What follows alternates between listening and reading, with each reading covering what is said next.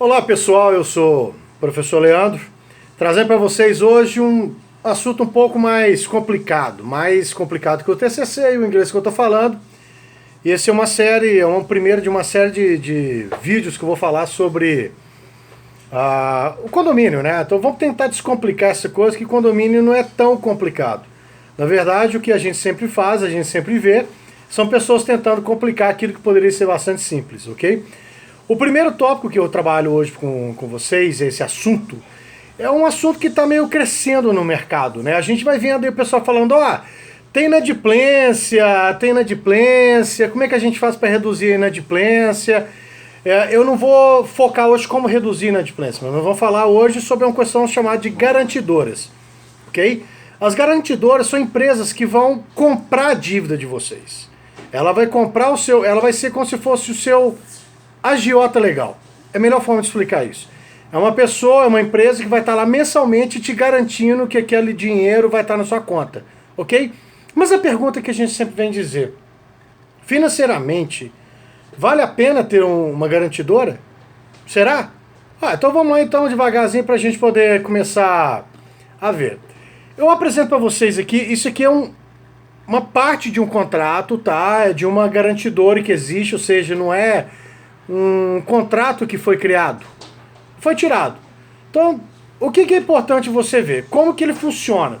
Não vou ficar muito delongando nos parágrafos, mas basicamente vai dizer que nesse contrato dessa garantidora, no segundo dia útil, né, após o vencimento da taxa, o condomínio recebe o seu dinheiro líquido já descontado, etc e tal, ok? Mas, juridicamente, tem um contrato dizendo isso. Mas o que significa isso pra gente? Então nós temos, por exemplo, num primeiro momento, na minha cabeça, quando eu falo na minha cabeça enquanto condomínio, muitos de vocês estão assistindo isso aí, se aplica para qualquer condomínio, tá? Eu criei valores fictícios, mas as situações são reais, os cálculos são reais, ok? Na nossa cabeça, a gente sempre acha que a garantidora vai pegar a parte que está da dívida, vai aplicar uma taxa naquilo lá e vai nos devolver a parte, vai nos pagar em dinheiro a parte que a gente não conseguiu recolher, ok? Então, por exemplo, vamos dizer que um condomínio tem um orçamento, tem uma receita prevista, uma previsão de receita de 100 mil reais. Ok? Tranquilo, beleza? Vamos dizer que desses 100 mil, nós temos então aí 30% de condôminos que não vão conseguir pagar a sua taxa de condomínio naquele dia. Ok? Então, nós temos então 70 mil de entrada e nós temos 30 mil que não entrou. Na nossa cabeça, a gente fica pensando o seguinte, cara, agora eu estou entendendo. Então, a garantidora vai pegar em cima dos 30 mil e a garantidora cobra de mim, cobra do condomínio, 8%, ok? Será que é isso? Será que não? Então, se 8% aplicado sobre os 30 mil que não receberam, a garantidora vai nos devolver, então, 27.600. Por quê? Ela está tirando 2.400, que vamos dizer que é uma taxa de risco dela. Isso vai variar de 6% no mercado até 13%. Ok? Então você pode pegar esse cálculo e, se seu condomínio está com 8, 9, 10%, é só aplicar isso aí, ok? Então, na nossa cabecinha, enquanto condômino, você é um morador de um condomínio, você vai dizer que você entrou 70 mil para você, e agora vai entrar 27.600, que são os 30 mil descontados do 8%. Ou seja, vai ficar mensalmente ali 97.600. Que legal. Isso está dizendo que eu estou tendo, na verdade, um desconto aí em torno de 2,4%. Eu estou tendo uma perda de 2,4% do que eu deveria receber. Ok, legal, bacana. Só que a coisa não é muito bem assim, não. Se eu volto lá no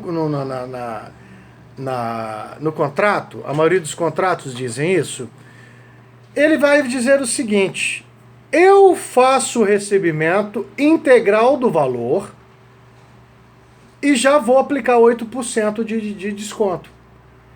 Então, mesmo que, quando você tem uma garantidora e você faz com que ela ela assuma essa dívida, de fazer o recolhimento e assumir os riscos, se você tem 100 mil reais, 8% vai ser cobrado dos 100 mil reais. Está no contrato. É dinheiro líquido. Eles garantem a cobrança. Se tiver inadimplência, eles vão lá e vão completar o saldo. Mas, na verdade, o que eles estão garantindo para você, dos 100 mil reais, são 92 mil reais. Ok? Então, olha só para vocês verem. Nós estamos saindo aí de 2,4% de perda para uma perda mensal de 8%. Nesse caso que eu estou colocando para vocês. Ok? Mas é importante você perceber isso, porque esses 22 mil passam a ser recolhidos e passam a ser cobrados pela garantidora. Se ela vai receber 30 mil depois, é tudo dela. O condomínio não tem direito a absolutamente nada. Vamos lá então, que a gente tem mais uma outra situação que pode acontecer. O condomínio pode, o gestor, ou a administração que aceitou a garantidora, pode fazer o seguinte então: já que eu vou perder 8 mil de receita, eu vou pegar esses 8 mil e vou colocar lá no orçamento. Então, ao invés do condomínio colocar 100 mil reais de receita, ele já sabe que vai perder 8 mil, coloca 108 mil reais para tentar cobrir aquele rombo que está lá atrás. Só que quando você faz isso, mantida a proporção dos 30%, exemplo, tá? Da inadimplência, o que vai acontecer?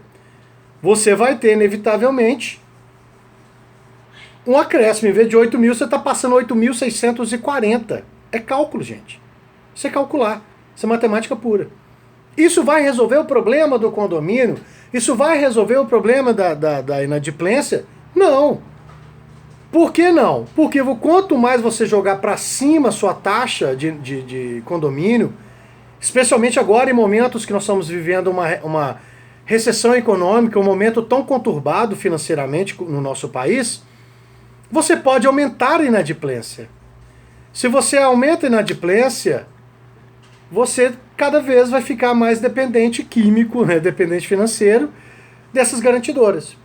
E uma coisa que você talvez não faz o cálculo. Se você está deixando de receber 8 mil reais por opção de ficar com a garantidora, num ano, um condomínio que tem 100 mil reais de receita mensal, ele vai deixar de receber 96 mil reais. Porque são 8 mil que ele está perdendo ali todo mês, vezes 12, dá 96 mil reais. Basicamente, gente, você está contratando uma garantidora, você tem uma previsão de 12 meses de receita. Você passa a ter apenas 11 meses verdadeiramente de receita. Porque você foi perdendo todo mês 1/12 da receita anual. Vamos ver um outro cenário? Por que a garantidora pode ser uma coisa meio que perigosa se não for muito bem calculada? Vamos ver aqui a taxa mensal, a média mensal da inadimplência de 30%, ou seja, a garantidora tem que ficar arcando 22 mil reais. Ok, beleza. Só que vamos dizer que desses 22 mil reais, 50% das pessoas não conseguem honrar seu compromisso com a garantidora. Então, a garantidora vai ficar todo mês com 22 mil reais, pagando para o condomínio, e ainda vai ficar com 11 mil reais de risco. 11 mil reais vezes 12 meses são 132 mil reais de dívida. E a pergunta que eu faço para você: você acredita que a garantidora vai assumir essa dívida sozinho? Vai não. Nesse caso específico desse contrato dessa garantidora, que ela atua na região de Belo Horizonte, né? Observe esse parágrafo 4º que está destaque para vocês aí, que está dizendo o seguinte: se houver rescisão de contratual, ou independentemente, se você não quiser mais trabalhar com ela, você tem que pagar integralmente esses 132 mil reais para ela. Ou seja, é muito legal para a garantidora. Existe, na verdade, uma situação meio complicada, porque o que você está vendo é um contrato extremamente punitivo para o condomínio. A garantidora não faz a gestão da inadimplência, ela não faz nenhum tipo de ação para reduzir a inadimplência, mesmo porque para ela ter inadimplência é bom, ok? O contrato normalmente é bastante punitivo, muito ruim. Você fica na mão porque se você tiver uma inadimplência muito alta, você fica devendo eles, e para você sair daquele contrato, você tem que dever, tem que pagar, ok? E tem essa situação que a gente vai vendo que a inadimplência, nos condomínios que vão aplicando isso, a inadimplência, ela não reduz.